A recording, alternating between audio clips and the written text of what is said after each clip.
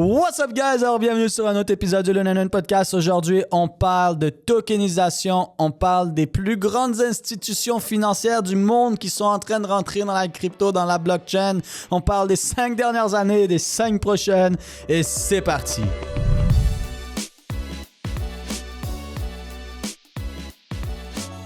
On est avec monsieur Wassim et moi-même Samuel Lévesque et aujourd'hui on va parler de tokenisation, actifs réels qui sont en train de circuler sur la blockchain et d'une nouvelle absolument incroyable, Wassim. Hein? Donc on va rentrer dans le vif du sujet tout de suite. Bon là, au moment où on enregistre cet épisode, le temps qu'il sorte, ça va peut-être faire environ une semaine que c'est arrivé.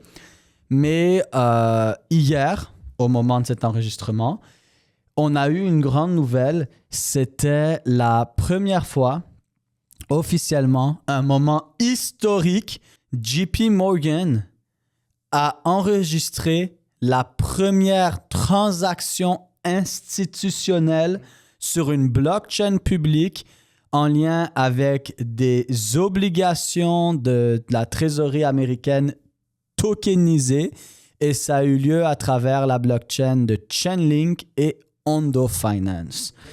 Et je veux quand même le dire parce que, mon Dieu, je pense qu'on en parle depuis 2020 qu'on discutait puis avec toutes sortes d'étudiants puis tout le monde de comme hey, en 2020-2021, on voyait vraiment les institutions rentrer. Tu sais, en 2017, il y avait du gros cash qui rentrait, mais c'était pas la même chose. En 2020-2021, on a vu toutes les institutions commencer à adopter, à rentrer.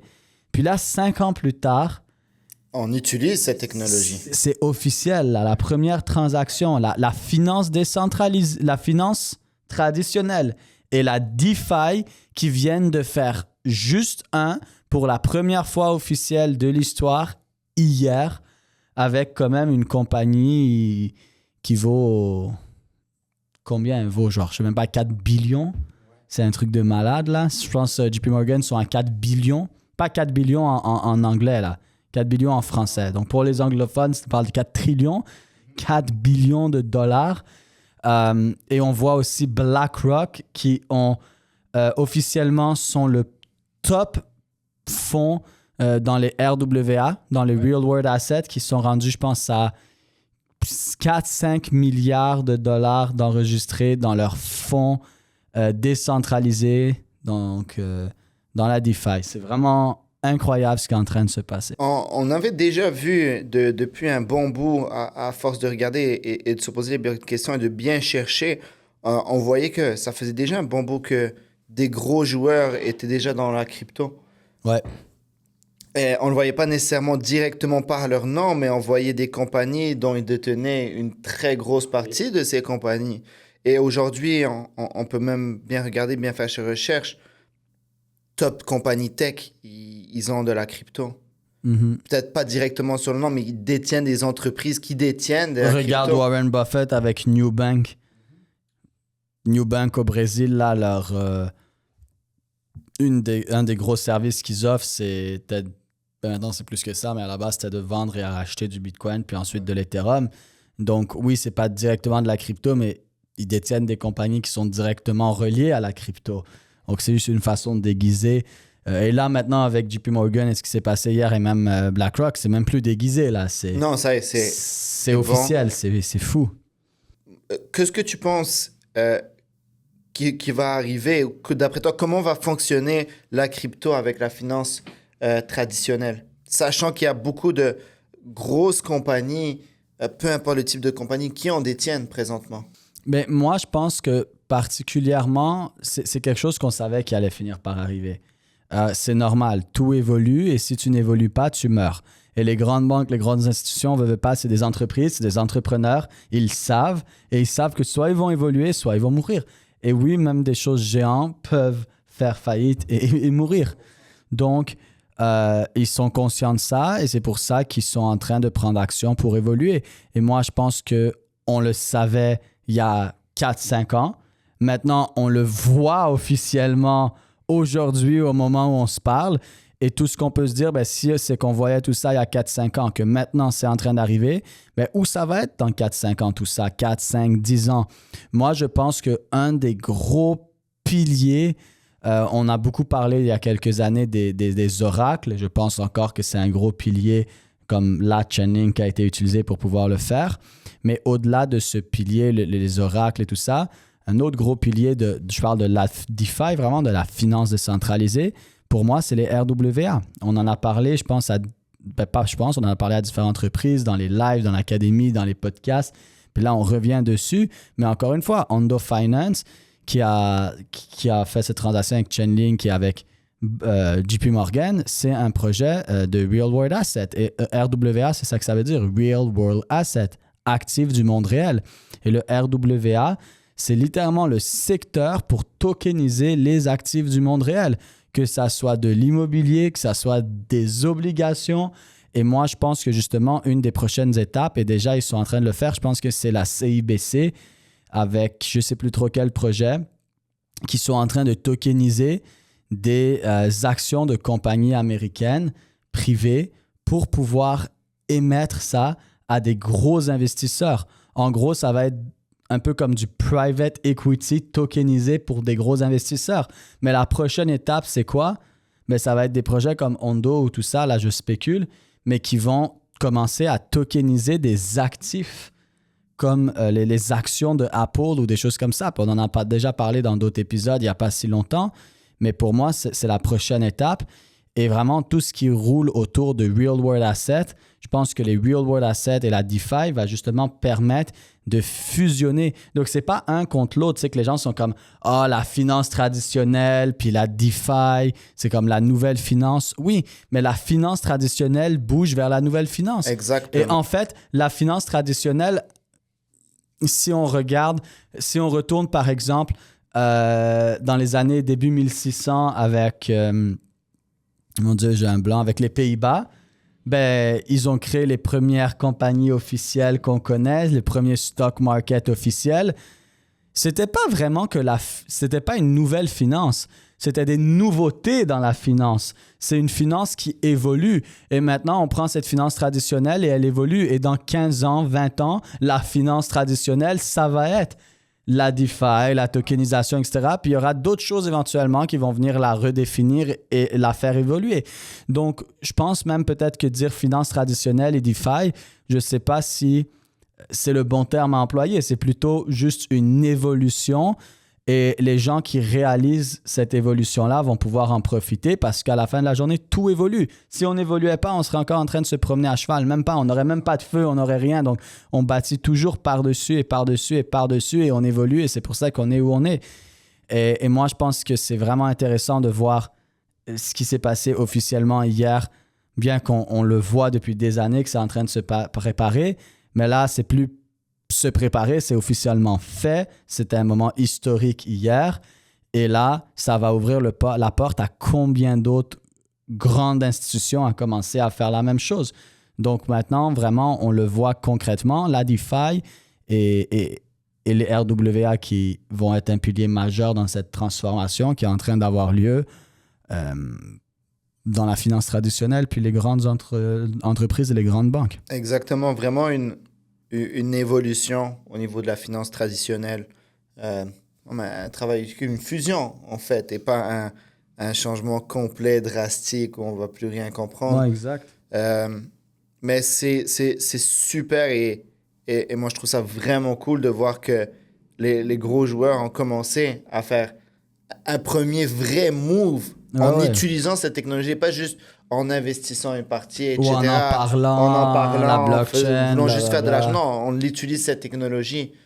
Donc, non, mais là, ça a été vraiment bon. Ça a été une grosse année. Si on regarde depuis les environ 12 derniers mois, un petit peu plus, ETF de Bitcoin, ETF d'Ethereum, des ETF spot, mais ensuite, on est passé à des ETF comme au Canada, là récemment, un ETF de Solana avec stacking, où littéralement, tu as des rendements de stacking comme des ETF qui donnent des dividendes, des ETF spot, mais il y a des ETF qui commencent à être des ETF qui vont avoir des ETF avec options de levier, puis tout ça, plein de sortes d'ETF différents dans la crypto, la tokenisation des bons avec Ondo Finance qui a commencé depuis un petit bout avec BlackRock, la fondation du projet BUILD de BlackRock justement qui est un fonds de tokenisation décentralisé que vous pouvez voir sur DeFi Llama. C'est le premier présentement dans les Real World Assets.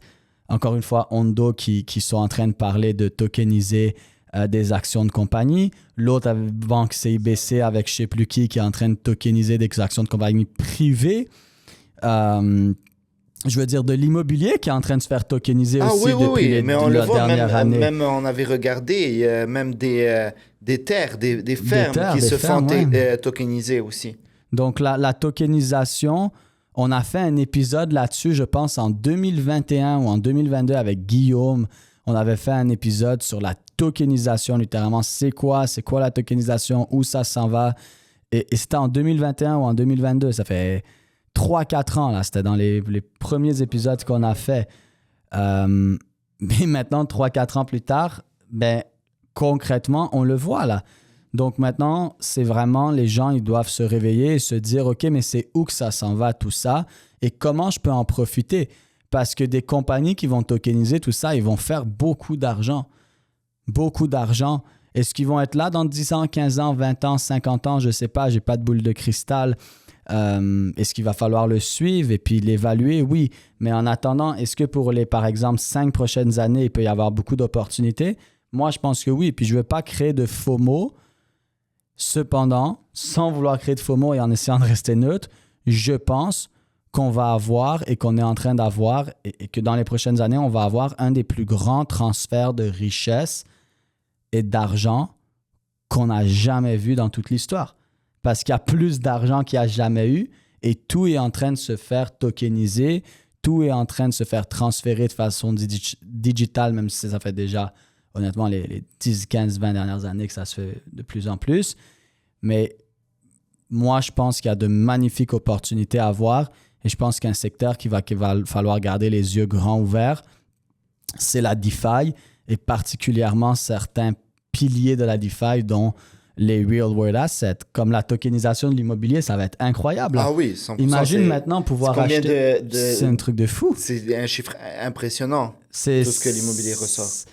Imagine maintenant pouvoir acheter, comme si tu achetais un Ethereum, mais tu achètes un token qui représente un immeuble qui vaut 100 millions que normalement tu n'aurais jamais pu avoir. Et ça, on en a parlé avec Denis Gallico qui était venu sur un épisode où on a parlé des bons côtés de tokeniser l'immobilier puis la liquidité que ça peut amener et des mauvais aussi. Alors, je vous invite à aller voir cet épisode-là. Mais c'est vraiment des choses de malade mental qui sont en train d'arriver. Puis là, c'est d'être éveillé puis de prendre action, mais de prendre action de façon intelligente. Parce qu'encore une fois, est-ce que c'est le futur? Oui. Est-ce que ça veut dire qu'aujourd'hui, je l'achète à un bon prix? Non. Comme les gens en 1999 qui disaient l'Internet, c'est le futur, 100%. On le voit bien 25 ans plus tard. Cependant, ça n'a pas empêché qu'en 2000-2001, ça crash puis qu'il y ait des compagnies qui perdent 90% en 6 mois, même moins. Donc, c'est pas parce que quelque chose est le futur qu'actuellement, c'est un bon prix. Donc là, maintenant, on parle de ce sujet, mais ça n'empêche pas qu'il faut s'éduquer, aller chercher les bonnes connaissances, le bon savoir pour justement évaluer si les prix sont bons ou pas, parce que la première gestion du risque, c'est le prix. Il va y avoir des bonnes opportunités, j'en suis sûr. On arrive vers un tournant au niveau de la finance qui va être très intéressant. Mais comme tu as dit, il ne faut pas juste se jeter parce qu'on pense ou parce qu'on croit ou quoi que ce soit.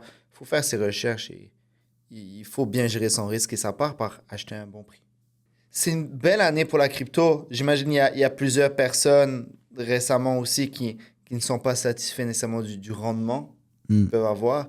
Mais si on parle de ce qui se passe, les changements qu'il y a eu, c'est magnifique. Absolument. Oui, il y a Bitcoin qui a super gros monté, il y a beaucoup de alt ou Ethereum qui n'a pas nécessairement suivi à la même vitesse ou sur des niveaux aussi très hauts, mais n'empêche que l'évolution, elle peut être là et peut-être que même qu'avant, c'était trop cher le prix du passé. Oui, absolument, absolument. Et tu vois, je pense qu'un des gros défis des gens, c'est qu'ils passent trop de temps à regarder le ticker, à regarder le prix sur le marché, à regarder le prix à la hausse ou le prix à la baisse d'un certain actif ou d'une crypto ou peu importe sur le marché, au lieu de s'intéresser vraiment à c'est quoi la vraie valeur de cet actif-là, qu'est-ce qu'ils font, où ça s'en va, quel est le prix, non pas que le marché me montre qu'il bouge tous les jours, mais le prix que ça vaut vraiment cette chose-là. Et les gens se concentrent trop là-dessus. Puis je pense que des fois, la meilleure chose pour les gens, c'est que s'ils ne pouvaient pas voir le prix, si le prix était bloqué pendant 10 ans, si maintenant tu achètes, tu évalues tes choses, tu vois à quel prix tu peux l'acheter, tu vois que c'est à un certain prix, tu l'achètes, puis après, tu ne peux plus le vendre, puis tu ne vois plus le prix pour les 5 prochaines années. Pour la plupart des gens, ça serait plus bénéfique parce que ça leur ferait faire le vrai travail maintenant de s'assurer qu'ils achètent quelque chose de bon à un bon prix. Puis après, ils n'auraient pas les émotions de voir le prix bouger. Et aussi, ils resteraient pour un certain temps, pas juste 6 mois ou 3 mois. Après, je ne dis pas qu'il n'y a pas des choses qui peuvent être faites en 6 mois, 1 an, 2 ans, 3 ans. Oui, mais ça dépend de ton niveau d'expérience, là. Pour la plupart des gens, ça va juste être de la perte et ça ne va pas être des résultats positifs. Mais si tu comprends bien le marché, tu le maîtrises, tu as ton plan de match, tu sais tes niveaux d'entrée. Écoute, si tu arrives à un niveau d'entrée intéressant, 6 mois plus tard, tu as atteint ton niveau de sortie ou sorti une partie de tes bénéfices, good, c'est arrivé. Exact. Mais sinon, faut pas arriver et se dire je rentre là et puis ma deadline c'est 6 mois parce que j'aimerais bien avoir tel pourcentage de gain en 6 mois. Non, pas du tout. Non, exact. Mais écoute, moi, je pense je sais pas si tu as quelque chose à rajouter. Sinon, moi, ce que je vous dirais, guys, c'est vraiment, c'est le moment de s'éduquer, c'est le moment d'apprendre, c'est le moment d'aller à un autre niveau. Les dernières années ont attiré énormément d'institutions. C'était de la spéculation s'ils allaient prendre action ou pas, bien qu'on le voyait. Maintenant, c'est plus de la spéculation, c'est un fait. Ah, il le montre. Et là, c'est officiel depuis hier. Il y a des milliards, des billions de dollars juste en obligations qui sont en train de se faire tokeniser. C'est énormément d'argent. On ne parle pas d'actions, on ne parle pas de compagnies privées, on ne parle pas d'immobilier, on parle juste en obligations, qui est la base des marchés quand même, les obligations, honnêtement. Qui est pas mal ce qui est le plus safe de qui disponible. Est le plus safe aussi en général, le plus sécuritaire. Donc, il y a énormément de choses qui sont en train de se passer et dans les prochaines années, on va voir cette évolution et on va soit on va pouvoir prendre action et profiter de cette évolution, soit on va finir par de toute façon le subir. Donc, soit on le subit, soit on en profite.